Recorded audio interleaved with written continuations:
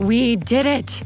I still can't believe we got this project done so fast and so well. When I'm in New York. I'm in Chicago. And I'm in LA. But we're making it happen in Miro. Together. Our best work just happens faster on Miro's collaborative online whiteboard. No more scheduling meeting after meeting for work that could happen from anywhere. Whether it's getting design feedback here, mapping timelines here, or brainstorming next steps here.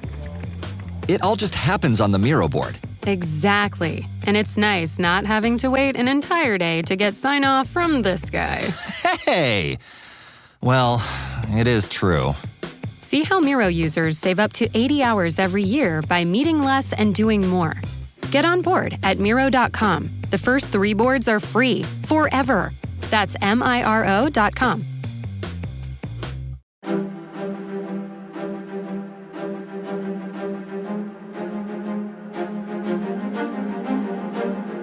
Hello, and thank you for listening to The History of World War II podcast, episode 242, an interview with Steve Snyder about his book, Shot Down, the true story of Pilot Howard Snyder and the crew of the B-17, Susan Ruth. Shot Down covers the events leading up to and after the crew of the B-17, Susan Ruth, is shot down over the French-Belgian border on February 8, 1944. Of the 10-man crew, some died, some ended up in prison camps, and some evaded capture. As for the pilot Howard Snyder, find out how he evaded capture from the Gestapo for 7 long months. So, Mr. Snyder, thank you very much for being with us today. It's my pleasure. Thanks for having me on the program. Absolutely. So I have to say, first off, when I hear about books like yours, I have 2 questions. 2 questions immediately come to mind for me because this is a personal experience for you. So one, I would love to know how this book came about. If you could just tell us a little bit about the journey of your book. Okay. Well, I retired from my career job in 2009. Mm-hmm. I worked 36 years for a company called Vision Service Plan, VSP, which provides vision care benefits that corporations offer their employees for eye exam, glasses, contact lenses. And I was in sales and sales management there, and I had no writing background or at all. But after I retired, I had the time to really delve into my dad's war history in more detail. Mm-hmm. And my parents had kept a lot of material from the war years. And I had no intention of writing a book at that time. I just wanted to go through everything, kind of organize it and find out more. And there were 2 items that were really significant. Mm-hmm. One was a diary that my dad wrote while he was missing in action. And it was is absolutely riveting. And the other item was all the letters that my dad had written to my mother while he was stationed in England during the war. And I'd never read those. They were in a box sitting there. But sitting down and reading those was just fascinating. And I became fascinated with the story of my dad and his crew. And it became my passion. I started reading book after book about the air war over Europe. Mm-hmm. Went on the internet and spent countless hours doing research and downloading declassified military documents. I went on a quest to find relatives of all my dad's crew members to see if they could share any information with me, articles, written accounts, pictures, letters, what have you. And I was successful in doing that. Right. And I joined a number of World War II organizations. I started going to reunions, listening to veterans tell their stories. And finally, 3 years down the line, I just came to the conclusion that the story of my dad and his crew was so unique and so compelling that people needed to know about it and read about it. So I decided to write a book. Okay. From the time I started my research to the time the book was published was 4.5 years. Wow. And it took me 12 months to actually write the manuscript, and then another 8 months to publish it. I actually formed my own publishing company called Seabreeze Publishing, LLC, which is the name of the street that I live on in Seal Beach, California. Mm. And then I contracted with independent professionals for all the associated services, such as editing, cover design, interior layout, printing the book. And it was released in August of 2014. And since that time, it has won over 25 book awards and has a 5-star rating on Amazon. Nice. I have to ask, though, because so you've got these letters between your parents. You've got you're exploring, the kind of the wider aspect of the air war. But your book does a lot more than just talk about your fathers. I guess you at some point decided to include information about the entire crew and not just your dad, even though he's in charge. He's the captain of the crew, in charge of the crew. Correct. Yeah. Initially, I thought it was going to be a story about, or a book about my dad, but I quickly realized it wasn't just about my dad. It was about each member of his crew. And also about the Belgian people that risked their lives trying to help them after they bailed out of their plane. So, a lot of I try to emphasize that this book, although my dad is the main character in the book, person in the book, it's not a story about my dad. It's about his crew, and it's about really all the men who fought in the 8th Air Force during World War II. Yeah, I have to say that as someone, I listened to your audiobook 3 times, and I think you made a wise decision because the context of the wider story really does make your father's story that much more poignant, and the suffering when they lose friends, and because they do bond, they do become a team, and that just made it so much more, in some ways, of a tragedy. For what happens to some of the people. So that's my first question. Again, for a book like this, the second question I ask is, how much did I learn from it? Because I've been reading books about World War II since I was 12 years old, but the picture that you paint of what it's like to be an American pilot, the training, everything they have to go through, even when they get over to England, there's additional training, what their life is like over there. So because you threw in so much, that helped me learn a lot. But I have to ask, how much did you know, even though this is started out as just a project for you in retirement, how much did you know about the airmen's experience when you started researching? Oh, that is a good question. Actually, I've learned a great deal. Because when I started writing the book, and I decided to kind of write it in a linear fashion following my dad's letters, right, from the time he kind of went into the military and then all through his training in Europe. And as I was kind of filling in, and because it was based off all those letters, but as I was filling in things, I just became curious to learn more about everything I was writing about. And so anytime I wrote something and I wasn't really sure, or I didn't feel I knew that much, I thought, well, if I don't really know about it, the reader's not going to know about it, and I'm curious. So there is a lot of detail in the book, because the story itself is based on firsthand testimony by the people who were involved in the events that took place. What I added was just a great deal of historical information and anecdotes about and surrounding the war to put it in context and give it background. But I didn't know anything about pilot training. So I learned all about that, and kind of how they went through training, how they got to Europe, to England in the first place, and I didn't really know anything about what happened, why they were in England, and so I tried to put that in the book. Because my dad was very candid in his letters. I'm so fortunate about that, because he wrote about what bombing missions were like. He wrote about what life was like living on the base, what life was like in England and London at the time, escapades of him and his crew. And, that kind of got me thinking, well, gosh, yeah, let me find out more about that to put in the book. Because when I was reading all those books, I kind of found that they fell in 2 categories. One, they were either real large in scope, and they were about all these bomb groups and all these crews and all these missions, right, or they're very narrow in scope. They're about one man's experience flying combat missions, or more frequently than not, becoming a prisoner of war, and what that experience was like.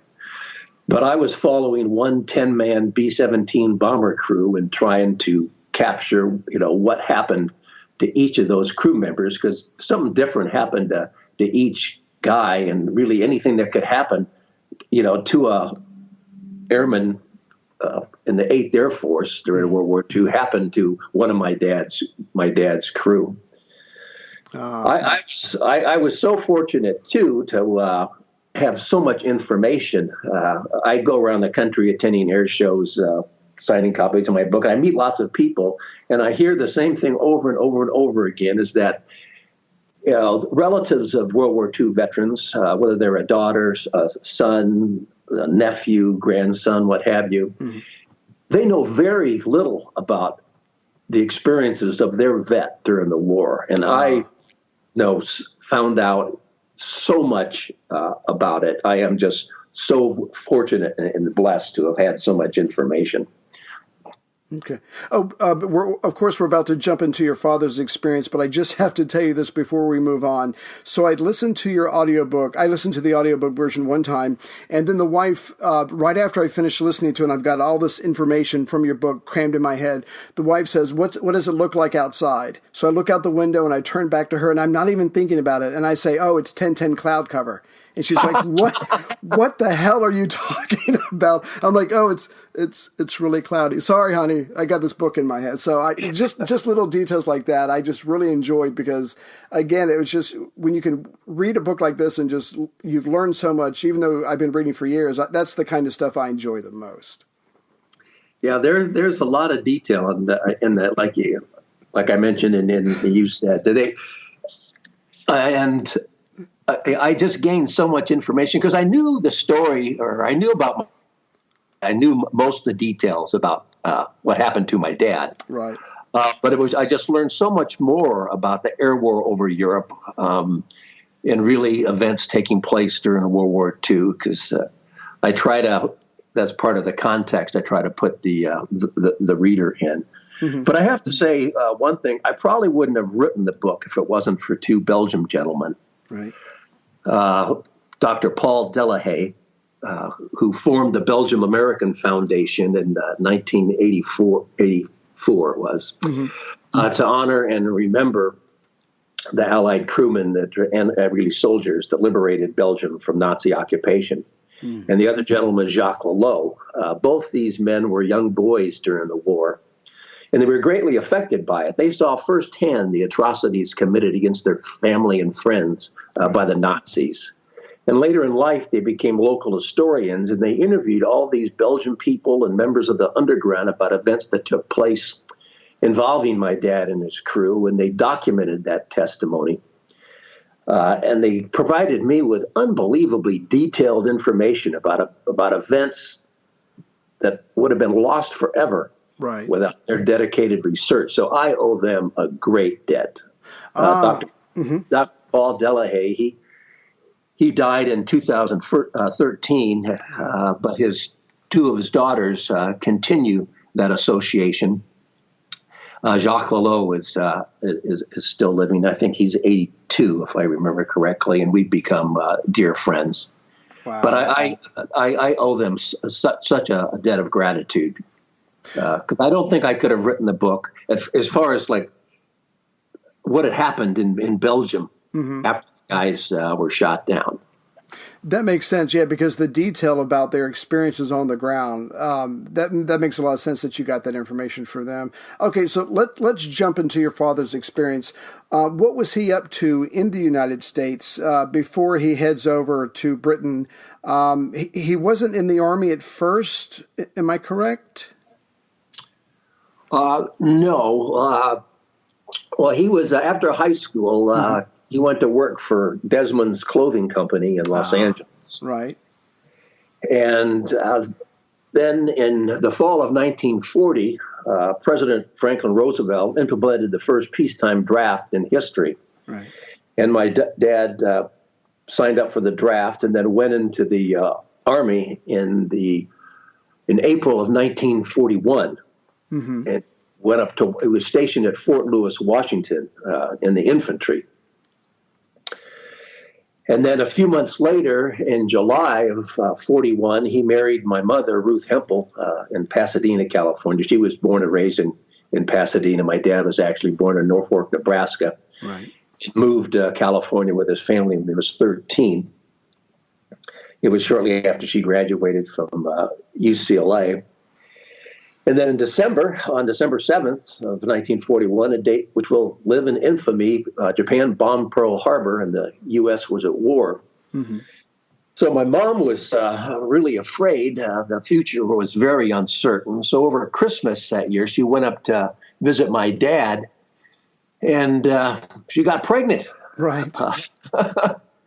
So my dad was kind of concerned at the time. Here he has a new bride and a baby on the way, and he didn't think he could support him very well on a private's pay in the Army. Mm-hmm. So he decided to volunteer for the Air Force. Wow. And so in 1942, he went into the Air Force, went through pre-flight training in Santa Ana, California, and that started his career in the Air Force. Here's a question for you. What would you do to save humanity? And how far would you go to stop someone who is getting in your way? The ancient rivalry of assassins and Templars cuts to the heart of good versus evil, but it wasn't always clear who was good and who was evil. Plug in to explore the amazing world of medieval feuds. Echoes of History, Assassins versus Templars is a special collaboration between History Hit and Ubisoft, the masterminds behind the Assassin's Creed games. Hosted by Dan Snow from History Hit and Matt Lewis from Gone Medieval, together they will take a close look at the real history of the secret societies, which inspired the Assassin's Brotherhood and the Templar Order in the Assassin's Creed games. Plus, they will bring on other premier historians as they discuss unearthing the myths of the Grail and who really was the inspiration for the main characters in the game. Echoes of History, Assassins vs. Templars podcast is available right now wherever you get your podcasts. Listen and subscribe to Echoes of History today to discover the hidden truths that have shaped our world and inspired the video game series. That's Echoes of History wherever you get your podcasts. Listen today and subscribe for more. If I could just ask real quick, I'm sorry, I'll let you continue a story in just a second. But when I read that part of your book, I was like, did he do any research into maybe the chances of living as a pilot versus being in the infantry? Or was it just, oh, they pay better and I have a family now, so I'm going to do what I need to do? It's not about whether the risk to my life is any greater. This is just something that I need to do. It's all about the money. Some things never change. Okay. Yeah. I just wanted to make sure. I mean, he probably just, they pay more? Okay. But again, that's incredibly brave of him. I mean, he's a kid himself, and now he's getting into something he probably really didn't know all that much about, I'm guessing. Yeah. Yeah. He really, at that point in time, it was all about his love for his new bride and this baby that's coming on the way. That all his motivation and all he could care about was his wife and baby. And even in the letters, he hated because he had just gotten married and while he was in the infantry to begin with. But then when he went into pilot training, here he's away from my mother, and he was very lonely. At the times he said, he didn't care if he washed out. He just wanted to be with her. So right. That's all he was thinking about. Wow. So you go into really good detail about his training. And again, this is something I think gets lost on a lot of people. These guys weren't just put into a uniform and put into a plane and sent over. I mean, there is a ton of training, especially if you're going to be maybe in charge of a crew. Could you tell us some about his flight training? Sure. Well, there were 3 stages of pilot training: primary, basic, and advanced. And in primary training, the training was actually the government contracted to flying schools. They didn't actually do the training in primary training. My dad went to Hancock Aeronautical College in Santa Maria, California, where during that training they flew an old Stearman biplane. And there was lots of physical training and, learning how to fly. He soloed for the first time in primary training. All right. And then if you passed primary training, then you went into basic training, and there you went from a biplane to a single wing plane. My dad went through basic training in California, Lemoore, California, and Marana, Arizona. There you're flying a more complicated aircraft. Right. And pilot training was really difficult. It was 40% of the guys who went into pilot training washed out. So it was very, very difficult and demanding, not just learning how to fly, but you had to take mathematics and physics and a lot of different disciplines you had to learn. Mm-hmm. So it was tough. The guys who didn't make it through, they got washed out. They either became navigators or bombardiers. Right. But then after basic training, the pilots were separated out to go into advanced training. They either went into single-engine planes or fighters, or they went into twin-engine planes, and then eventually transports or bombers. Typically, the shorter pilots went into single-engine planes, fighters, because they were those cramped conditions in the cockpit. My dad was 6'3", so they sent him into bombers. But I also think it was based on personality. Those fighter pilots tended to be pretty cocky, big egos, be risk takers, independent. And the bomber pilots tended to be a little more level-headed and team players. Right. And that's kind of, from the fighter pilots I've met, I think that kind of holds true. That's what made them good fighter pilots. Right. And then my dad went through advanced pilot training in Douglas, Arizona, and he graduated in April of 1943, where he earned his commission as a second lieutenant in his pilot's wings. Mm-hmm. And then he went through transitional training in Pilot, Texas, where he learned how to fly a 4-engine B-17 bomber. And from there, he went into phase or operational crew training, where the various members of the crew came together and they learned to operate as a team. That was in Dalhart, Texas. Right. And then there were 10 members in a B-17 crew. And then once they were deemed ready, they were assigned overseas to the European theater of operations. Okay, so he's gone through this extensive training. He's had to earn it every step of the way because, like you said, it is relatively easy to be washed out. But he's gotten through. He's over in England, and did he have his crew form up in England, or was some of it done before they got there? Because again, these guys are going to have to rely on each other if they're all going to survive this thing together. Well, most of them were assigned to him, and I have his orders, or the orders that were issued, making up his crew. Once I should take a step back. Once you got out of pilot or advanced pilot training, you were either assigned to be the first pilot or a co-pilot. Mm-hmm. And it's kind of hard to determine why they assign certain guys to be the lead pilot, the first pilot, and as such the commander of the crew and the plane, versus to be a co-pilot. Sometimes I think it depended on the numbers, on whether they had enough lead pilots or not. But my dad, I think something in his favor is that he was older than most of the guys going through pilot training, so he was more mature. He's married and has a little baby girl by now, so that shows responsibility. He was the captain. He was the captain on his high school basketball team, so he had some leadership ability, and he was assistant manager, so he had some managerial experience at that clothing company. So I think some of those combined that they thought my dad would make a good leader. Most of his crew was assigned to him in Dalhart, Texas. Mm-hmm. And it's interesting because in the orders, there were 2 guys on his crew that ended up not being on his crew in England. And During my research, I couldn't find out, well, why weren't these guys on my dad's crew if they were assigned to him? Right. But then after I found out later, I was reading a book about another crew, and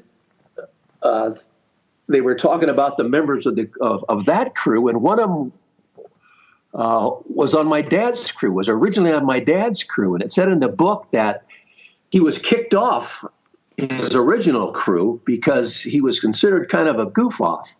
So I found out that my dad actually kicked this guy off his crew because I don't know, what specifically he did to be a goof off, or, right. But for some reason my dad didn't think he was up to snuff, and he booted him off his crew. Wow. during training.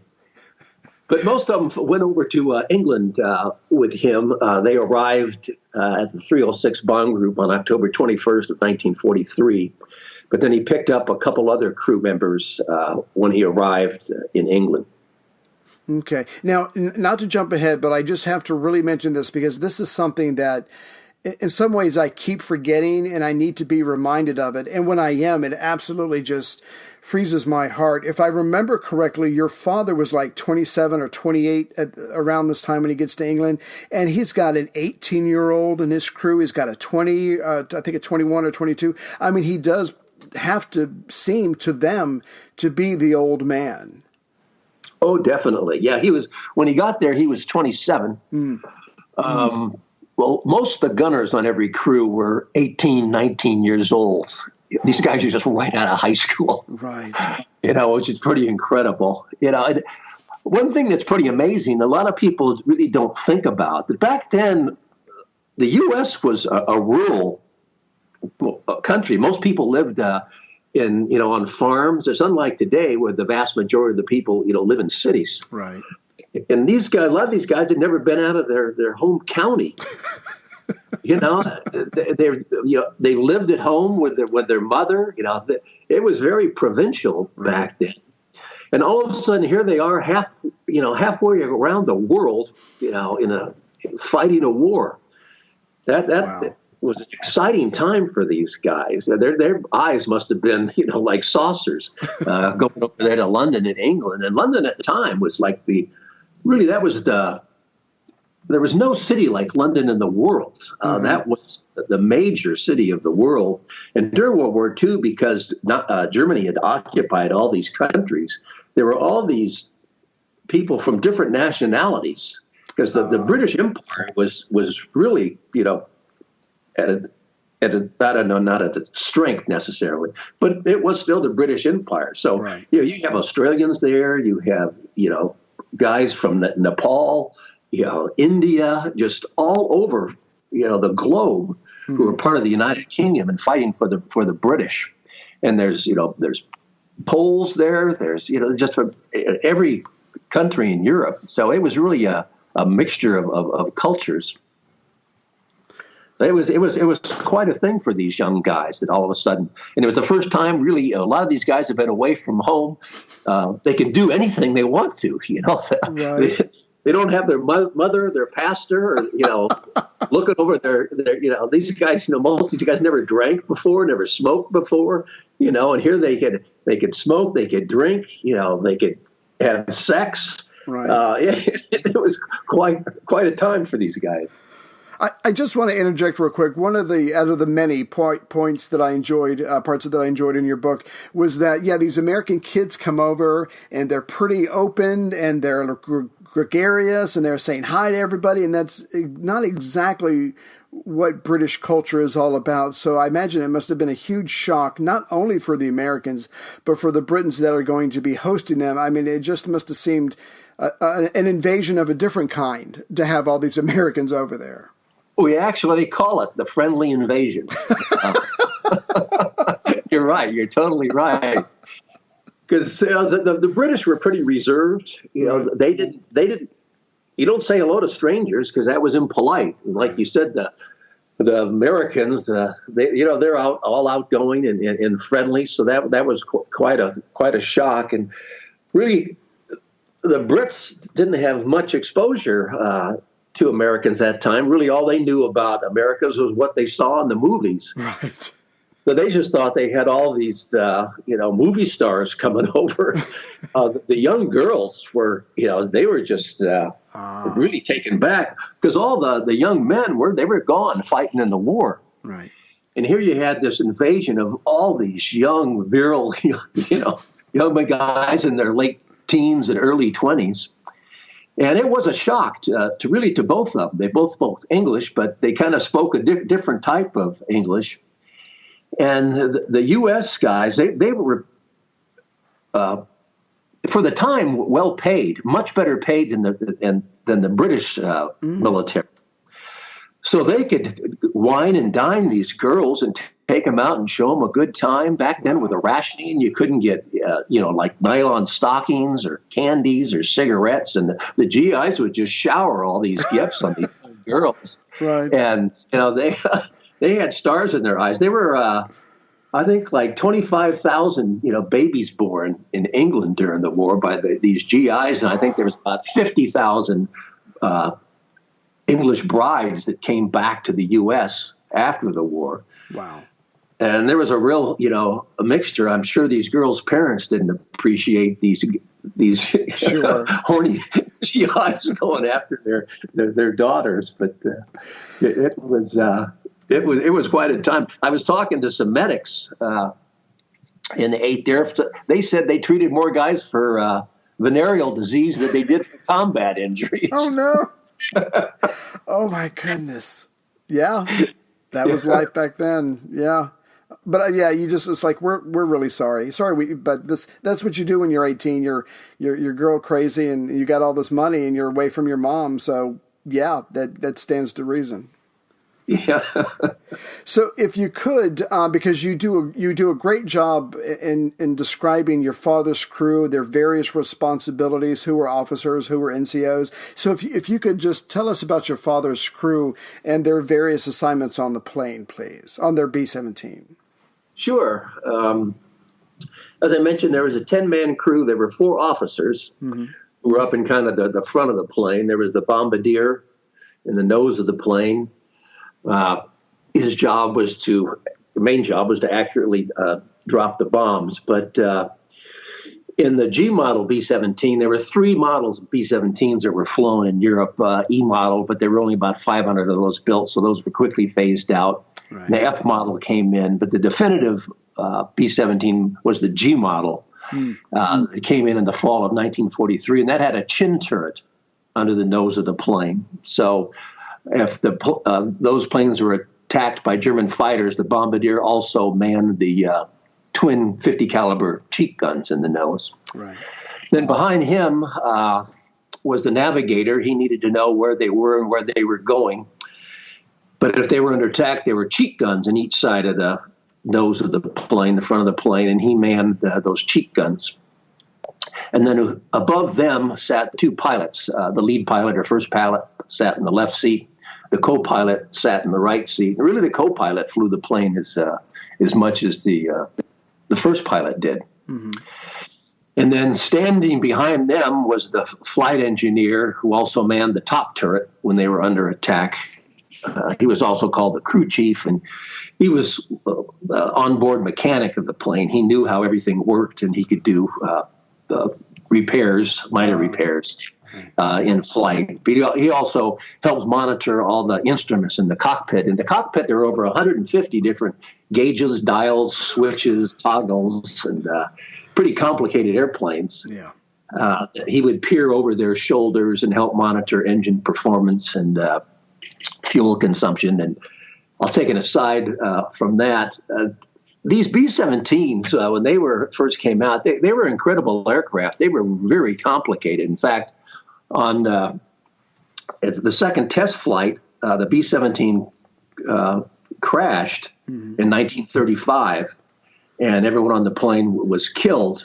And and the reason why they crashed is that the pilots forgot to, I forget now off the top of my head, forgot to do something they were supposed to do. Mm-hmm. And as a result of that, they decided these planes are too complicated for a pilot to remember, so we need to create a checklist that they go through and they make sure they, turn everything on or everything off that they should, right.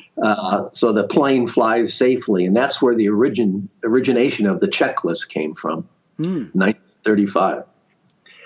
But I digress there. No, and then after the flight engineer, you had the bomb bay, where the bombs hung on racks in the plane. Then behind the bomb bay, you have the radio operator, and he had the most comfortable position on the plane. He was in a relatively little spacious compartment. He had a chair to sit at. And then just behind and below him was the ball turret gunner, the belly gunner, which was the most cramped position on the plane. He sat in this fetal position for hours on end. These bombing missions last 6 to 10 hours, so that was a very cramped position.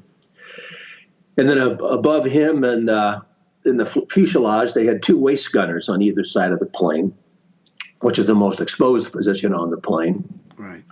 And there was another cramped position way in the tail, the tail gunner, and he manned 2 50 caliber machine guns. So you had the 4 officers up in front, and then basically the rest of the men were gunners. They were enlisted men, non-commissioned officers. Mm-hmm. And at the base, the officers and the enlisted men were separated. They really didn't socialize at all on the base. They were tight as could be when they came together, during missions or in training. Right. But they slept in different, barracks. They had, an officers' club. They have an enlisted man's club. When they go into London, they typically, the officers would go in together, and then the enlisted men would go in together. So they were kind of separated while they were on base. So I know that there's going to be additional training once they get to England. Again, these crews need to form together. If you want to speak to that would be great as well. But if you could combine it with, and I'm still trying to wrap my head around this. You say in the book, in 1942 and I think early 1943, the U.S. pilots that are going over, that are carrying out these bombing raids, they're having a hell of a time during daylight bombing because they're not being protected. There are no fighters that can go with them. So I imagine for 42 and for 43, these very young kids who, like you said, have probably never been outside their county before are now flying over Europe, and they're being, shot at by these very fast, nimble German fighters. Correct. As you say, a lot of their time England was spent with further training, learning, the radio system that the Brits used, but they had to learn how to fly in formations. They flew in what was called a combat box formation. Mm-hmm. Where you had all these B-17s kind of wingtip to wingtip, and they needed to fly a tight formation to help ward off the Luftwaffe, the German Air Force. Right.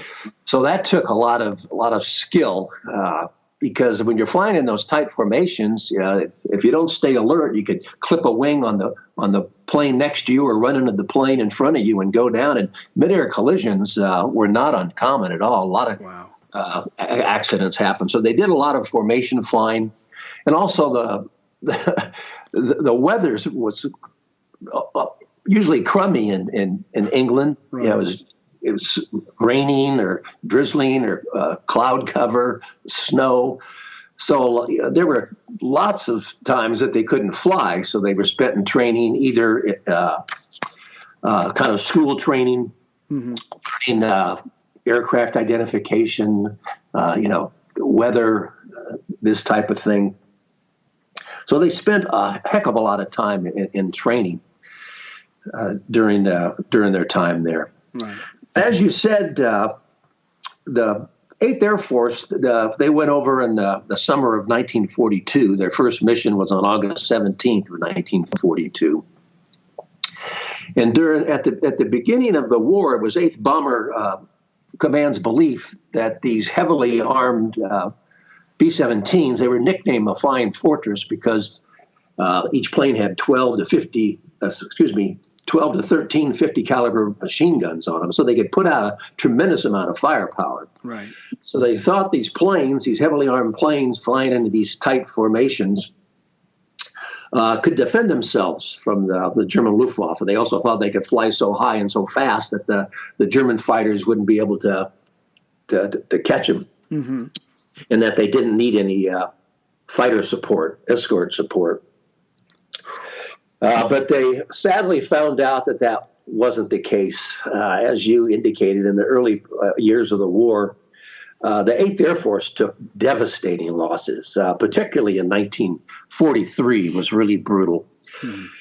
Initially, there was no mission limit when they started flying, and quickly the morale of these combat crews was going in the tank because they realized that they were never going to make it through the war. They'd either be shot down or, and either be killed or become prisoners of war. And so in the spring of 1943, it was actually a flight surgeon from my dad's bomb group, the 306 bomb group, Dr. Thurman Schuler, was responsible for convincing 8th Bomber Command General Ira Eaker to implement a mission limit. He suggested 20. Eaker set it at 25. But at least those guys had, a light at the end of the tunnel and something to shoot for, right, to give them some hope. But even implementing that 25 mission limit, it was statistically impossible to finish 25 missions or to complete 25 missions. The average number of missions flown before being shot down was 6. Oh, it was incredible. And then, as you alluded to, when they started to give them fighter escort, the fighters at the time didn't have the fuel capacity to escort the bombers deep into Germany and back. They could escort them across the English Channel and into occupied Europe a little ways, but then they'd run low on fuel and just have to turn around and head back for their bases in England. Well, the German Air Force would just wait till those escorts turned back, and then they'd come in and swoop in for the kill. And this all, the losses culminated, I should say, in the fall of 1943 in October, what was known as Black Week. Right. The 8th Air Force flew 4 missions during that week, and 148 planes were shot down. That was almost 1,500 men. And the worst day was October 14th, the second Schweinfurt mission referred to as Black Thursday, when the 8th Air Force sent 291 B-17s to bomb the ball bearing factories at Schweinfurt, Germany, and 60 of those 291 planes were shot down. Wow. 600 men, 10 of the 15 planes that the 306 bomb group sent on that mission were shot down. Well, after that, the 8th Air Force was in shock. There was no way they could sustain those type of losses. In fact, they pretty much stood down. They didn't fly any more missions for the rest of the year into Germany, and just flew a handful of missions for the remainder of the year. Wow. They had to replace all these crews and all these planes. In fact, my dad he arrived there on October 21st. He was one of the replacement crews to that second Schweinfurt mission. And then it really wasn't until early 1944, when external fuel tanks were added to the P-47 Thunderbolts and the introduction of the P-51 Mustang, that these bomber formations finally had adequate support. They could take them all the way to the target, deep into Germany and back. Jeez. The P-51 Mustang was really effective. They were responsible for wiping out the Luftwaffe, because by the time D-Day rolled around in June 6th of 44, the German Air Force had pretty much been wiped out by that time.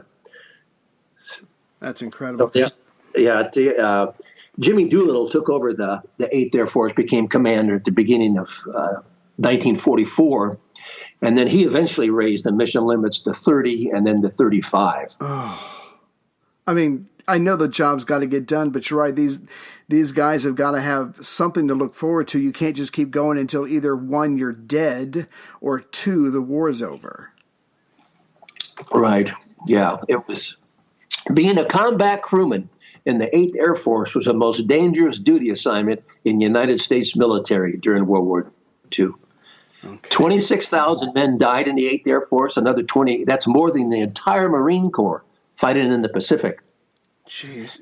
I think that gets lost. I think that gets lost in the histories about, because, you probably see it as they have this posh job where they just get up, they fly a mission, then they go, and then they can go to the local pub at night. But these guys, until they were able to get proper escort, I mean, they suffered tremendously. I just think that gets lost along the way. Yeah, absolutely. And then another 28,000 men were POWs after their bombers were knocked out of the sky, either by German fighters or aircraft fire. You made a good point about, it was a different kind of war for those guys. It was more impersonal because you're not seeing the enemy face to face. Right. But also here they would go through the terror of these combat missions where their plane would come back full of holes, flak. We can talk about that in a little bit. Right. Men injured, men killed. And then that night, be in a pub or be in London, drinking and chasing girls. Right. So it was, but they never knew, then they'd have to go back out on these missions, not knowing if they'd ever return. It was very stressful, not only physically, but mentally on these guys. And a lot of guys, but, back then got PTSD called, shell shock or flat happy or what do you want to call it, that they just couldn't go on these missions. It was brutal.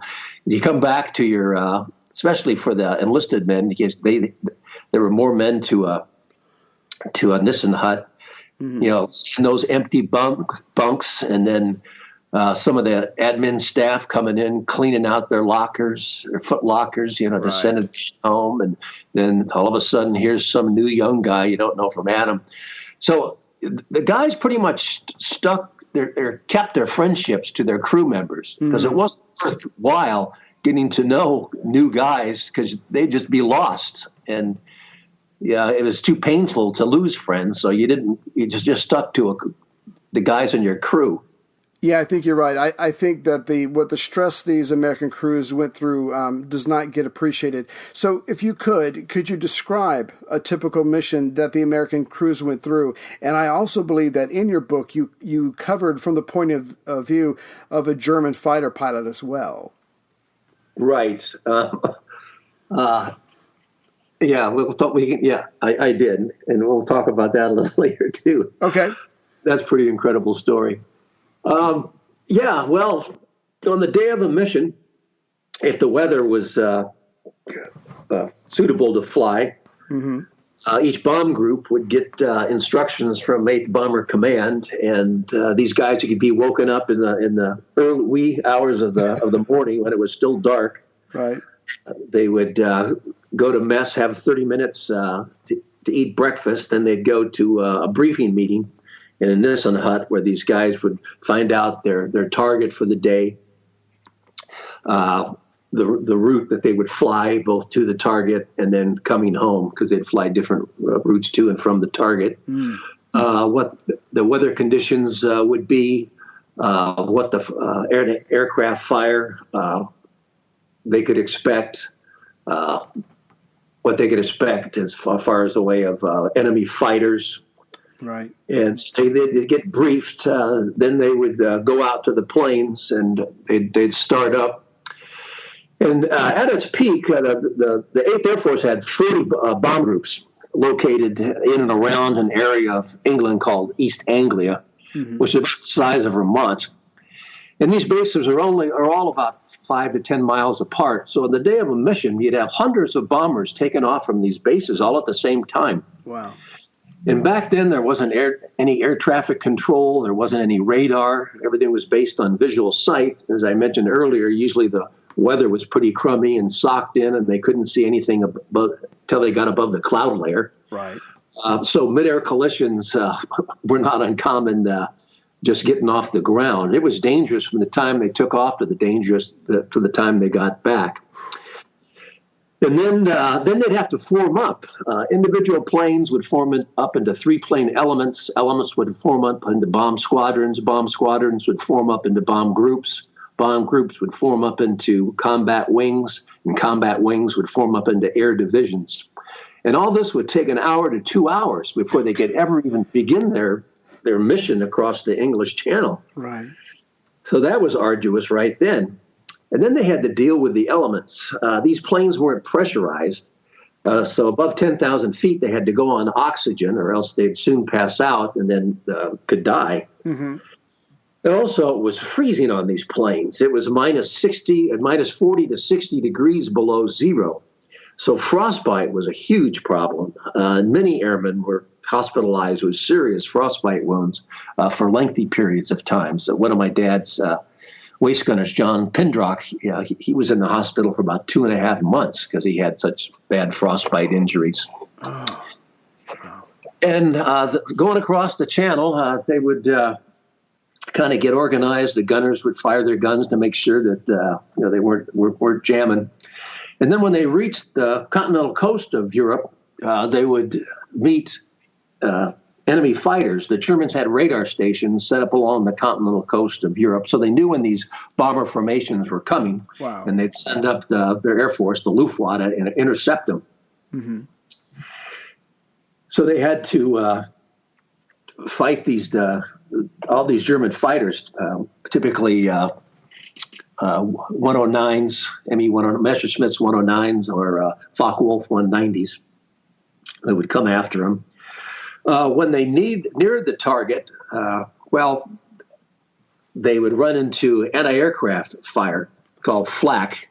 Flak was the abbreviation for the German word for aircraft defense cannon. Right. And these guns were vicious. They were deadly weapons. They fired 20 shells a minute, and the shells were calibrated to explode at the same altitude that these formations were flying. And each shell was filled with all different shapes and sizes of razor-sharp metal that would burst out hundreds of feet when they would explode and could easily penetrate the thin aluminum skin of these bombers. The skin on these bombers were so thin that you could take a screwdriver and just poke it right through it. Wow. So, when they got near the target, they reached a point called the IP, or initial point. And that's where they'd make a turn and they'd start their bomb run. And there they couldn't take any evasive action. They had to fly straight and steady to the target so they could accurately drop the bombs. And I can't imagine what that was like, because you'd head into these fields of exploding flak. From a distance, they would look like little innocent black puffs. But as you got closer, those puffs got louder. The noise became deafening. The shells exploding near the ship would just violently rock the ship. The concussions from these shells exploding.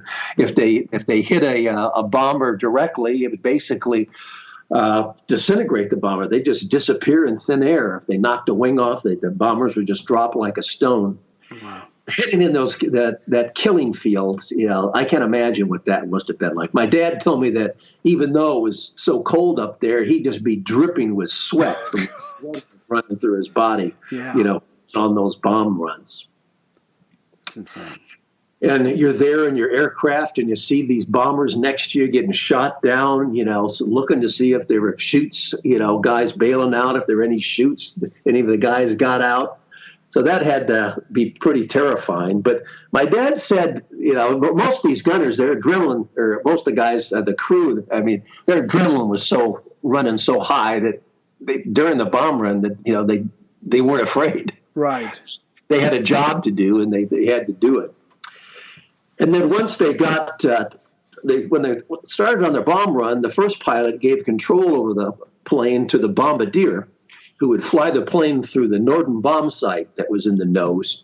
It was tied into the autopilot of the plane, and it was an analog computer that could calculate various factors like the speed of the plane, the altitude they were flying, the wind speed, etc., so they could accurately drop the bombs. And once the bombardier released the bombs, he yelled "bombs away," and that signaled the first pilot to take control of the plane again and then make a big turn and go to another designated point called a rally point, where these that made it through the formation would try to form up again and then head back to England, where they again would face enemy fighters.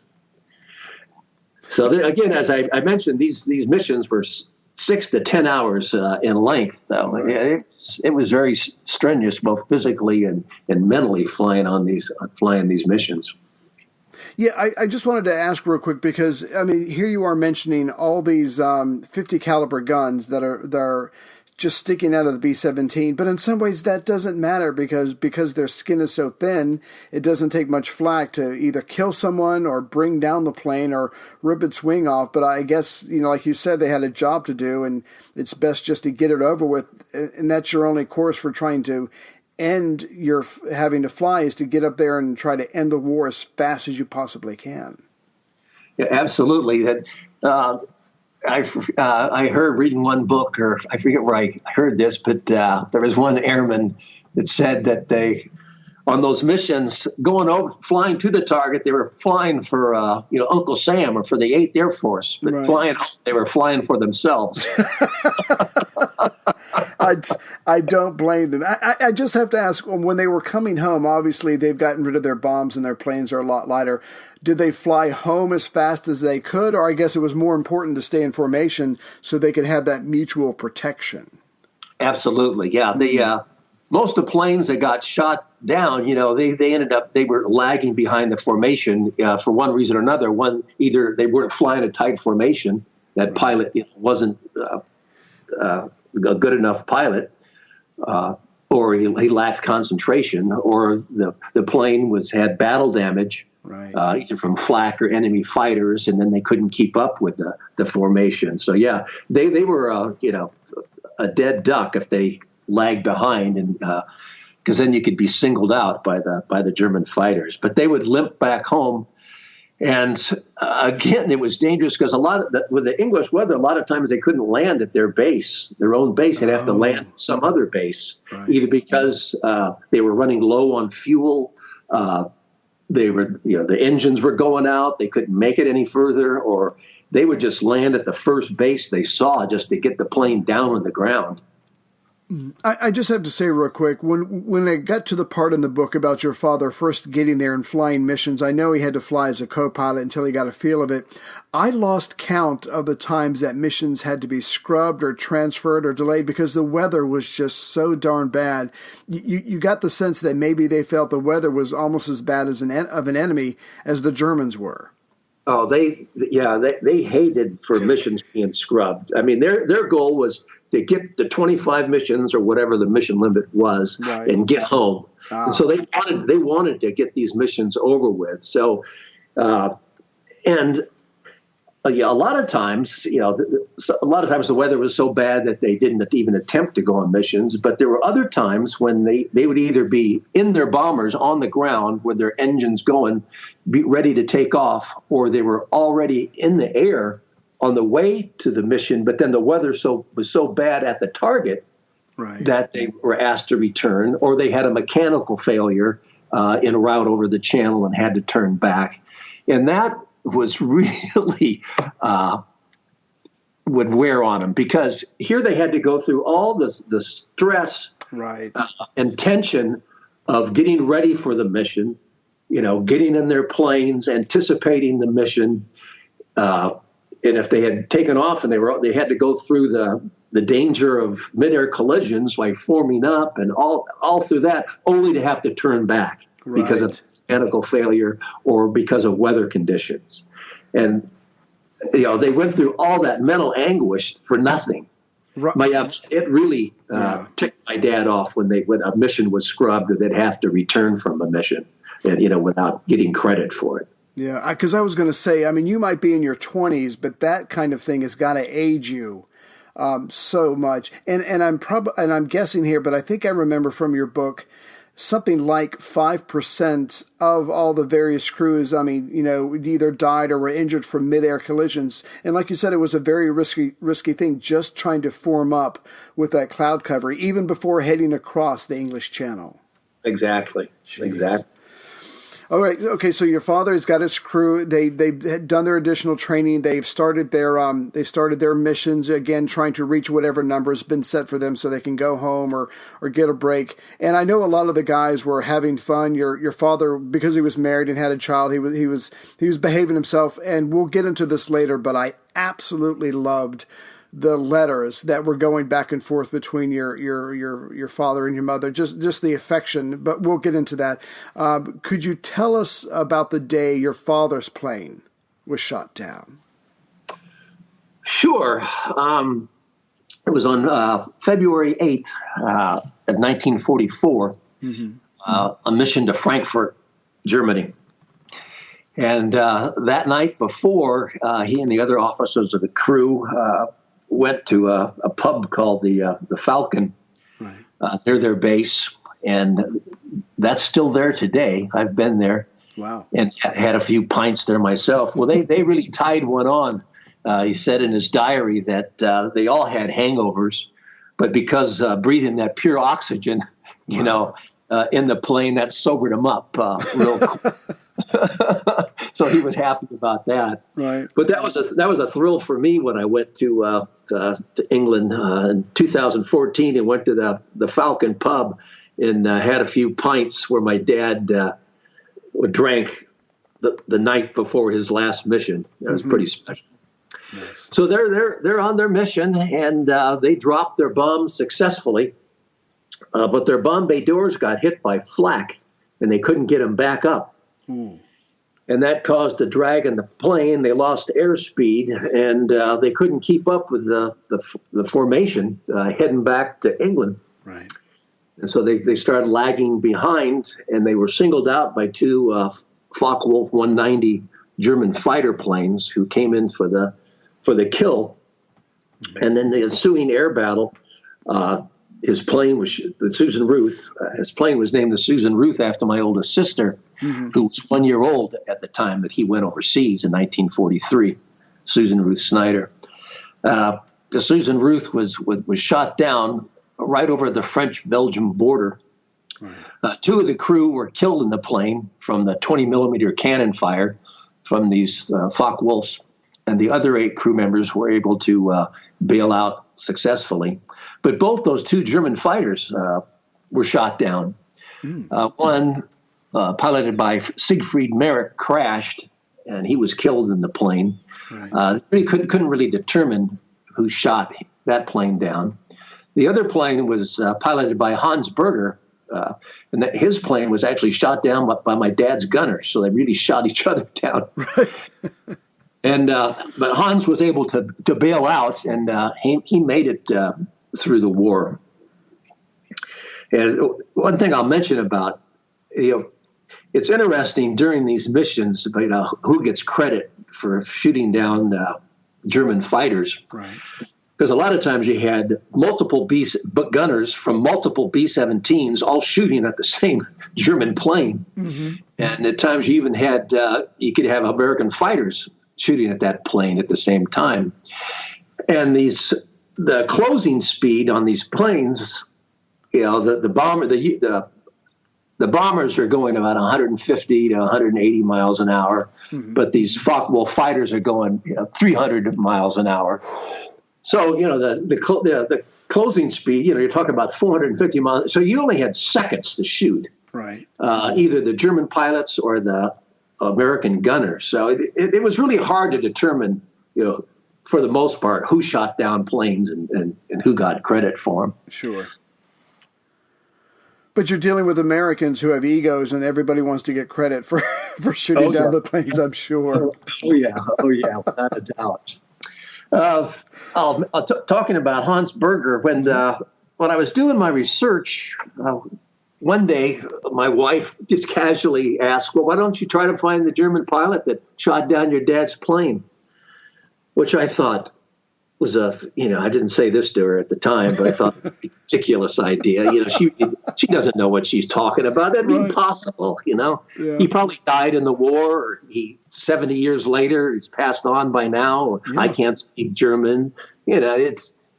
But she kind of harped on me. And so, like a good husband, I did what she told me to do. Good for you.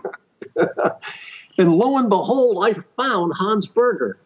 And fortunately for me, became a translator after the war. So, he speaks perfect English. Oh, wow. And for the book, I just interviewed him through the telephone, or by telephone and through email. And he gave me some wonderful insight that's in the book about what it was like to go up against the 8th Air Force. He's 95 years old now.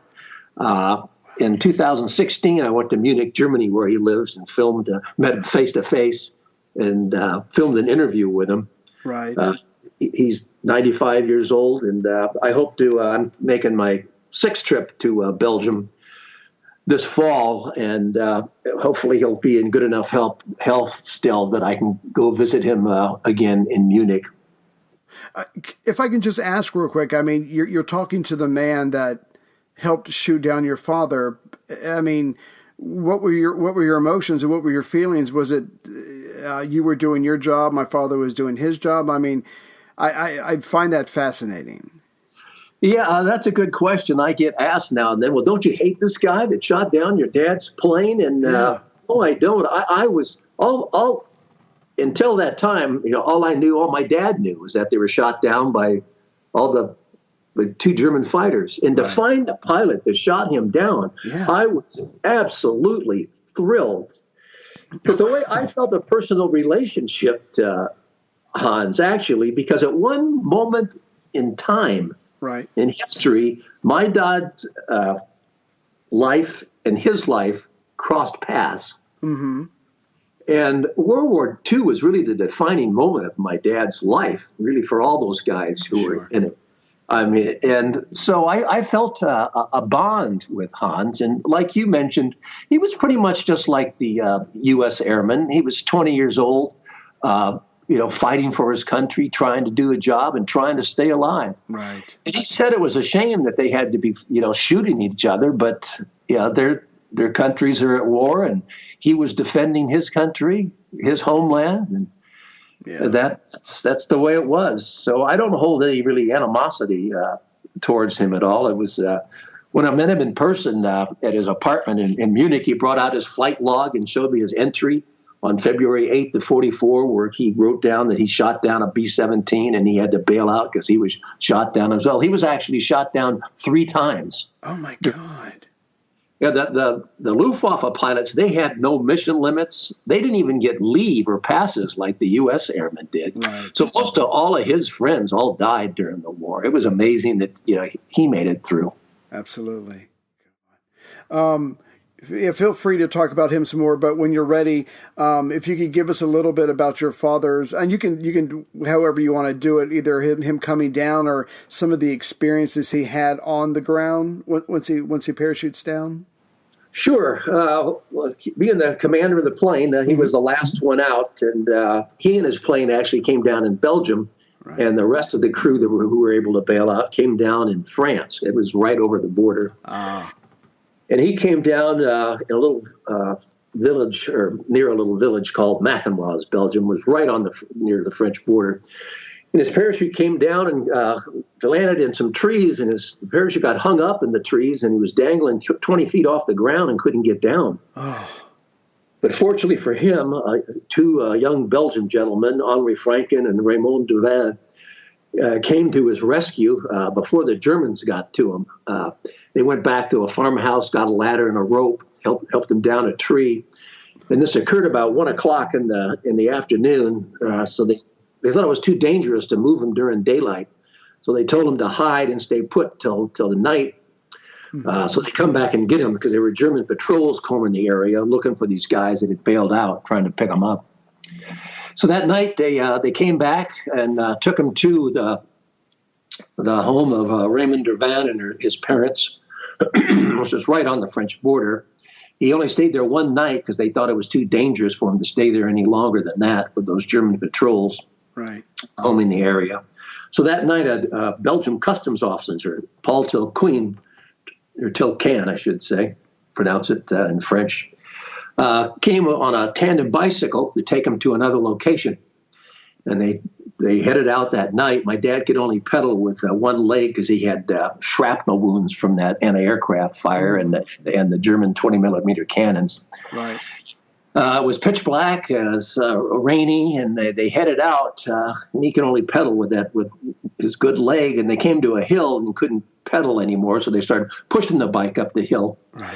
He got to the top of the hill. They came to a little cafe, a cabaret, and the lights were on, music was playing, there was loud talking and laughter, and all of a sudden walk out two German officers with their arms around young Belgium or French girls. Mm-hmm. And one of them comes up to my dad and asks him for a light for a cigarette. Oh, my dad can't speak French or English, doesn't know what to do. But fortunately, Paul did and lit the guy's cigarette. Right. Went on their way. My dad said these officers were too drunk and too interested in these young girls to pay too much attention to a couple of jokers pushing a bike up in the rain. So he narrowly escaped that one. Right. And after that, he was moved from place to place to place. How long he stayed in any home and Belgium depended on how brave the people were who lived there and how dangerous the Belgium underground thought it was for him to stay there. He might stay one night at a house. He might spend 6 weeks at a house. And the people that hid him, or any down airman for that matter, were unbelievably brave. They risked their lives and those of their friends and family by aiding down airmen. If the German secret police, the Gestapo, found out, they'd be arrested, interrogated, tortured, and then either shot or sent to concentration camps. And some of the Belgian people that helped my dad and other crew members did meet that fate. Mm-hmm. Paul Tilcan, who I just mentioned, he was arrested a couple months later and was tortured, sent to prison, and he narrowly escaped being executed. But his health was broken from the beatings he took, and he died in his early 50s. So those people were unbelievably brave. I just want to ask real quick if I could. I mean, I imagine we were talking a couple of minutes ago about people like your father. They would have this absolute adrenaline rush, come back at night where things were semi-calm, but now he's trapped on enemy soil, and he doesn't have anything to do. I mean, he's just got tons of time on his hands, which is, and I'm not saying that's easy, but what I'm saying is that's so different from what he was going through. That in itself must have been a different form of stress for him. Oh, unbelievable. Here his plane's attacked. It's on fire. He has to bail out. He comes down, from a foreign country. He has no idea where he is. Doesn't know what happened to his buddies on the crew. Can't communicate with the U.S. military. And here he's interacting with people that he can't even communicate with initially because they can't speak English. He can't speak French. He has as part of his escape kit, he has a little French-English dictionary that he can refer to. Any of these people could be a collaborator and turn him over to the Gestapo.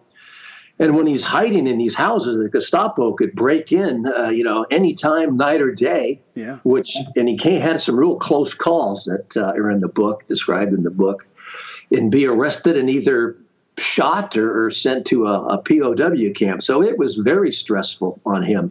Normally, when the underground in these occupied countries came across down airmen, they tried to get them back through England through various escape routes. Mm-hmm. Down through France, over the Pyrenees into Spain, and then out through British-controlled Gibraltar. But something always went wrong trying to get him out. There, 4 or 5 times where it looked like they might be able to get him out, but something always went wrong. For one reason or another, maybe there was a collaborator who was infiltrated by a German spy. Who knows? So that had to be very stressful on him. And finally, he got tired of hiding. Right. The stress got to him. Plus, word came that the Allies had landed at Normandy on June 6th. And so he knew the Allies were going to be coming up through France at some time. So he decided to get back into the fight. He had that year's training, infantry training, while he was in the Army in Washington. So he knew how to fight on the ground, unlike most other airmen who just went right into the Air Force. He knew how to dig a foxhole and fire machine guns and rifles. And, he was experienced in that. So he decided he wanted to join the French resistance. That's brave. Unbelievable, because he could just, stay hunkered down and waited for the U.S. Troops to come up to be liberated. But he wanted to get back in the fight, and the people that were hiding him at the time, they were, trying to argue with him and convince him not to do that. Right. It was way too dangerous. But he told him, well, if you don't help me, I'll just take off on my own then and try to meet up with him. And they couldn't let him do that because that was not going to be successful. So one of his helpers, called her name was Amy Cools, they went on bicycles across the border from Belgium down in France, and he hooked up with a resistance group. The French resistance were known as the Maquis. Right. And they were made up of independent small bands of guerrilla groups all across France. In his group, there were about 20. They were led by a French lieutenant who had escaped from a POW camp. And their job was basically, the resistance basically harassed the Germans. They would disrupt communications, sabotage railroad lines, attack convoys, assassinate German officers. Mm-hmm. And they got their instructions from the British over the BBC through coded messages. Right. And my dad said the information they provided was unbelievably accurate. If they said a German convoy was coming down this road on this date at this time, sure enough, they'd be there. And that was a result of the British, breaking the German secret code, the Enigma code. So they knew all the actions of the German military. What you make? He fought with the resistance for several months, and there's a number of accounts in the book about encounters that the Maquis group did have with German convoys. Because you make a good point. I mean, here your father is, he doesn't have to fight. He could just lie low. And in fact, it would be better for the locals if he did lie low, but he has his own form of bravery. And another form of bravery is like you were saying, those locals who are risking their lives trying to help him, trying to hide thousands of Allied pilots who were down, and at the same time giving information to London and to the Allied forces because they are coming that way. But again, risking their lives and their families' lives every single day, every time they go out. Yeah, they saved my dad's life without a doubt, and they were wonderful people. My dad said that they let him sleep in their bed. They sleep on the floor. Right. Food was scarce back then because of the rationing by the Germans. Mm-hmm. There was a black market. My dad said, some of the houses he stayed, if the people had a little money, they could buy extra provisions in the black market.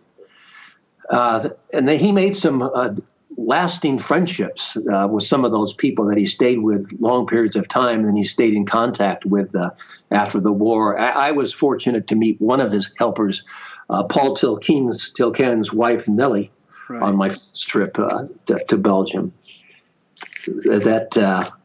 I can't stress enough, how brave those people were, because there were collaborators too all over the place that would, turn these people in.